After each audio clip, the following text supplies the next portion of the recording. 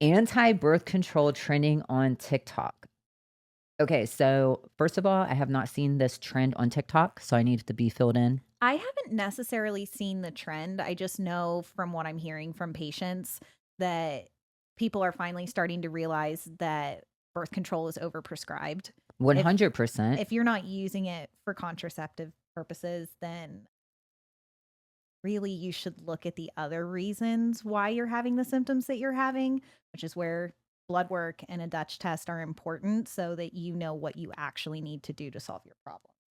Yeah, we're not saying that you should live with No. periods that take you down and you're passing out. Like, we are not for that. No. Right. But we also Never. don't necessarily feel that birth control is the answer for that issue. Right. Well, and it's the type of birth control, right? Mhm. And so, growing up, I was always on birth control pills. Mhm. Mhm. And what I found about birth control pills, and I'm just curious out there, I know some people are taking birth control pills.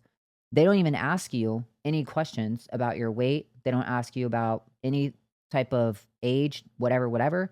It's the same dose for everybody. You're just getting a pack of pills and you're going to take it every day. And that's just is what it They don't is. monitor labs, Nothing. nothing. You Well, just get the birth control, and if it doesn't work, they'll put you on another one. Yeah. and I don't think that people spend enough time to educate themselves on the negative effects of long-term birth control use in general. Like, if you're on the same medication for 5+ years, you're increasing your risk of several cancers by a lot. Mhm. Mm-hmm. Like, Yeah. these are things that nobody talks to you about. You're just like, "Oh, I'm going on birth control. I don't need a period for the next 6 years." And it kind of feels like that's just because that's the easiest answer for a lot of providers. It's just to be like, "Oh, birth control problems, you'll be just fine."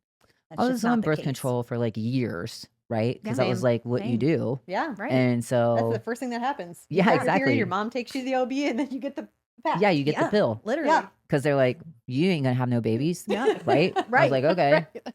And then I'm like, literally, I think I became almost psychotic, like nuts in the head, I did. like crazy, right?